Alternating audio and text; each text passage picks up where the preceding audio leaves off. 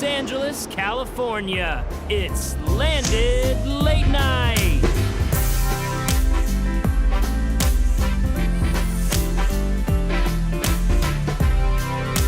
Tonight's guest, Matthew Santoro. And now, your host, Haley Ringo.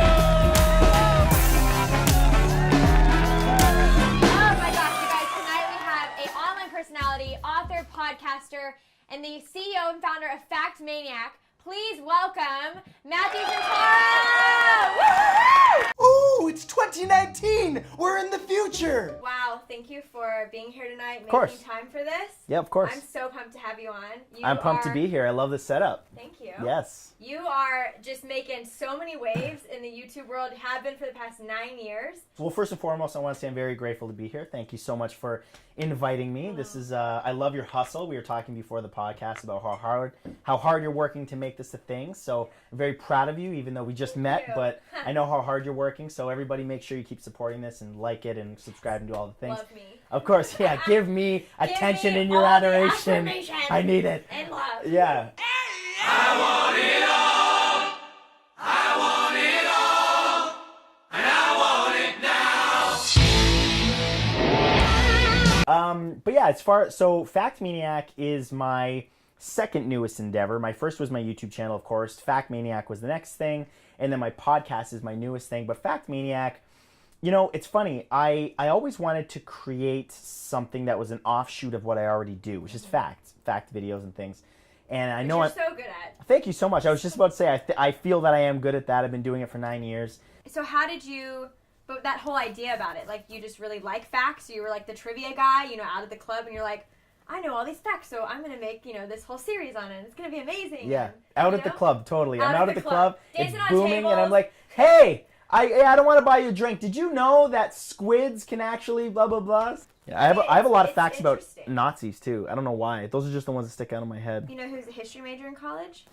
Me. You know what I specialized in? What? Social injustice, specifically the Black Power movement and the Holocaust. So wow. Tell me some of your favorite facts. Okay, I'm gonna quiz you then. Oh, well. I'm gonna quiz you. Great. Guess who invented and designed the first Volkswagen?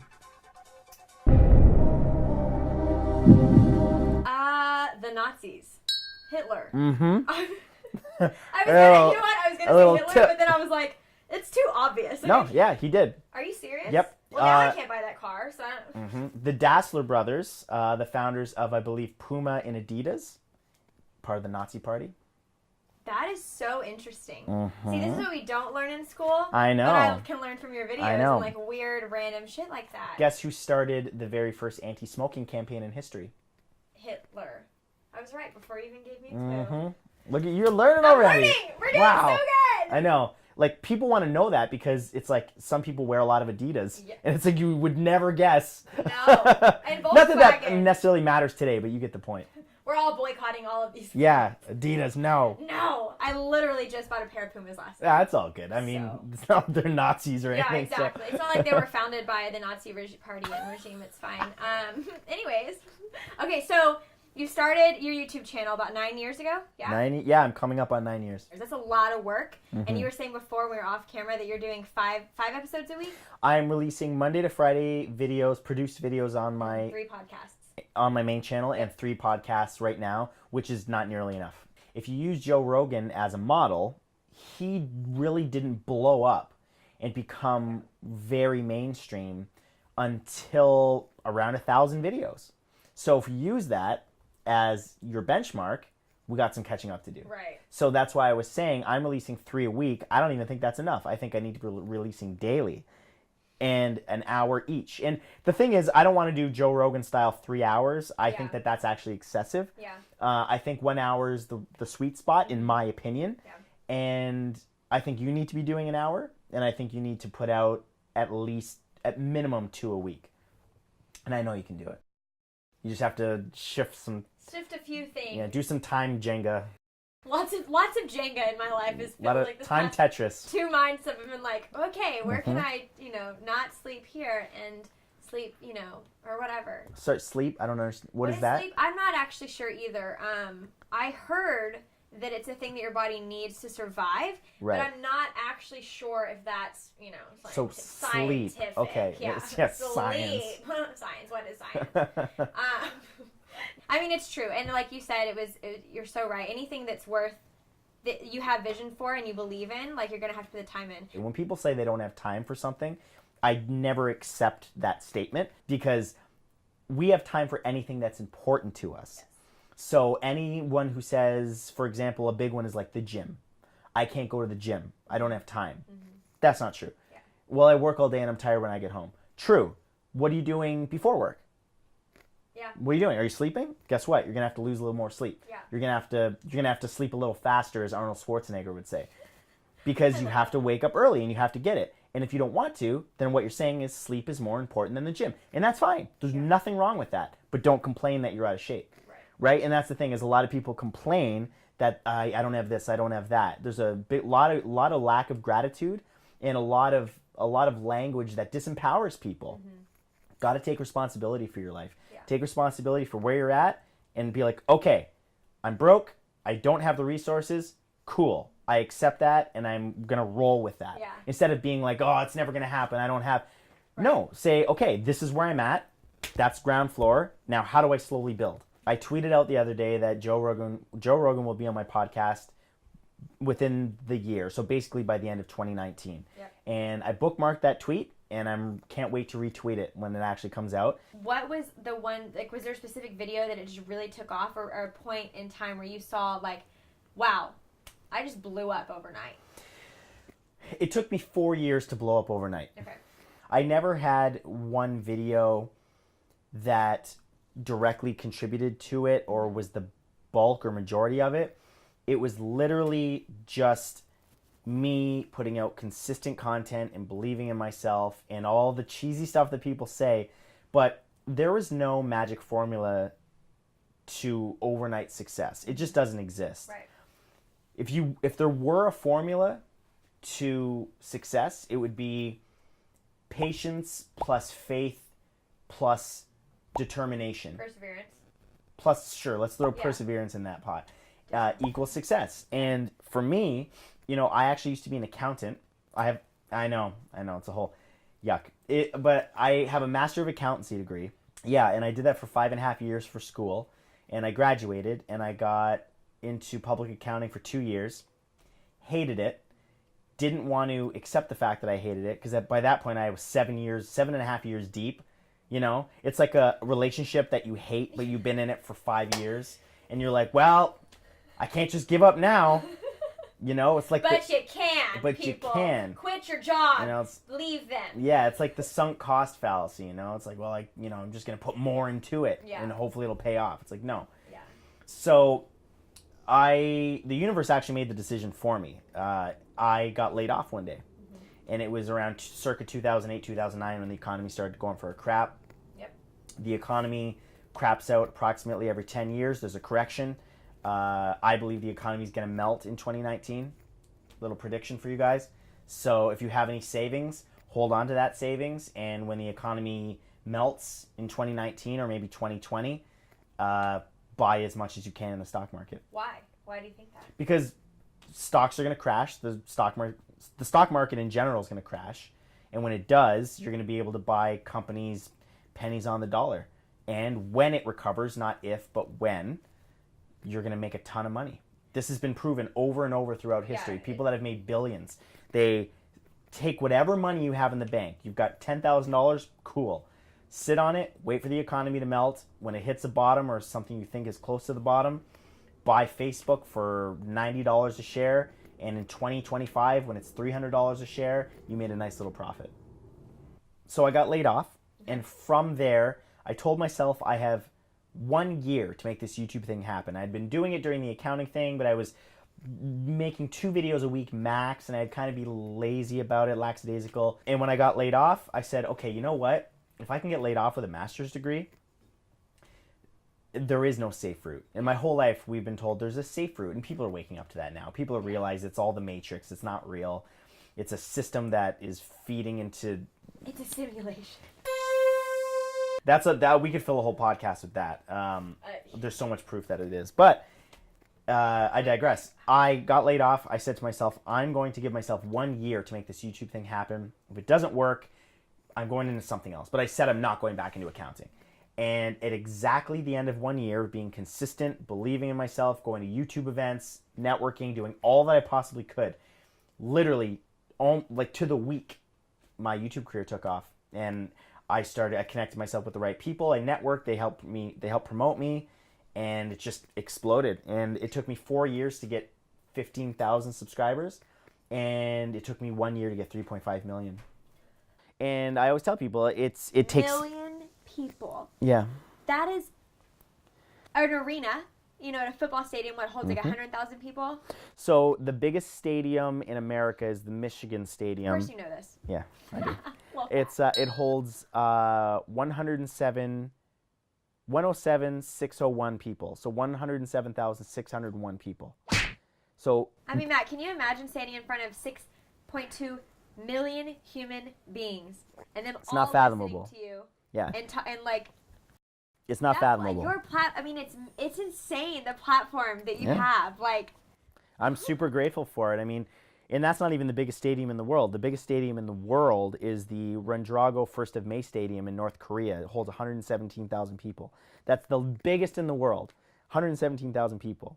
So that's when I see people that only have 100,000 subscribers that say, I have people on my podcast and I'll say, you're crushing it. You've got 150,000 subscribers. And they always answer the same way. Well, yeah, as if that's a small number. And I'm like, are you aware of how many people that is? Like, we have this propensity in society, or just as humans, to compare ourselves to other people. oh, for sure. And Every people day. always say, well, I'm not as big as you. I said, so? So I've got 6.2 million. So? Logan Paul's got 18 million. So? PewDiePie's got 70 million. Does that mean I'm unsuccessful? No. Why are you comparing yourself to anybody else? We have one life. Live it for yourself. You should be running your life against yourself. You should be aspiring to be the best version of yourself. When someone asks you who your role model is, you should always say, you in 5 years. You in 5 years. And then when you reach that, you in 5 years again. And that's what you should be aiming for. Not this guy, not this guy. You can appreciate people, Right. but don't try to compare yourself to them, because comparison is the thief of joy. All And joy. it's the quickest way to be disappointed. Like, even just starting Landed, I'm like, okay, well, I only have 500 subscribers right now, and I need, but whatever. Like, that's actually Only. really good for a month. You know what I mean? 500 people. Well, it's like 480 something, but yes. Oh, that sucks. Yeah, like then. it's like That's 480. and Yuck. then- Ew. But hopefully after this episode. Ew, it's gonna- Haley. Ew. yeah. But like, it's how we're defining success, and like you were saying earlier, it's like it's already successful, and it's reframing the mindset and thinking about it like just how. I mean, the best case scenario, honestly, is like what you need to start believing for yourself, because it's so easy to do the opposite. And, Of course. And what's hard is staying positive, staying in the fight, and being disciplined, and and just like being faithful to what you don't see in front of you. Of course. And also, people need to understand, don't think you're weird if you judge yourself. Don't think you're weird that you focus on the negative. Yeah. That's biology. That's not something that you are born with. People are literally born with a negativity bias. And that's because of the reticular activating system in the brain. That's the part of the brain that makes you focus on things. That's the thing that is always looking for something negative, because that's how we've survived as a species for 2 million years or however long.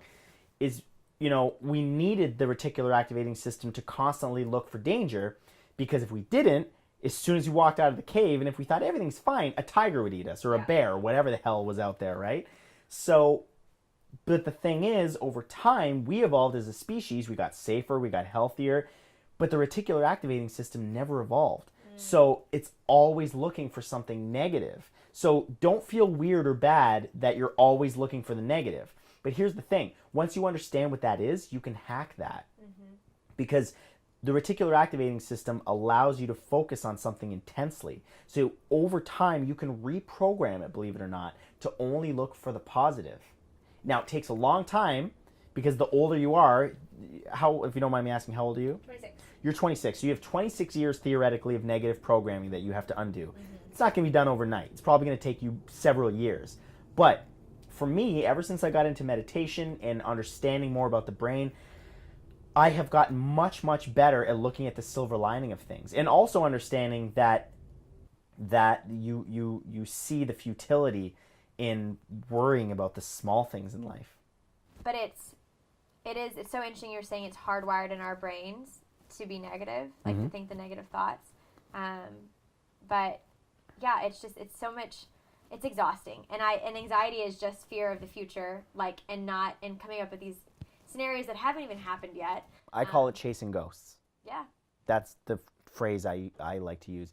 And, that's your ego getting involved. And by the way, for anyone listening, I always have to be clear about this, because when we talk about ego in society, we often talk about someone that's arrogant. Right. He has a big ego. Yeah. That's not what we're talking Ego, that is actually just a piece of what the ego is. The ego is it's almost a dysfunction of evolution. It's a part of your brain that is responsible for thinking, which is a wonderful tool, but the problem is thinking is a tool that we never put down. We compulsively think in society. So many times people say, I can't sleep at night, I'm thinking too much.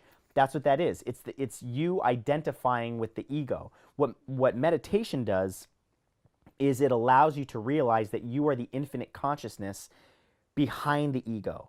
You are not your ego. When you identify with your ego, that's what causes all the mental health issues in the world. That's what causes disease. That's what causes every negative thing about humanity.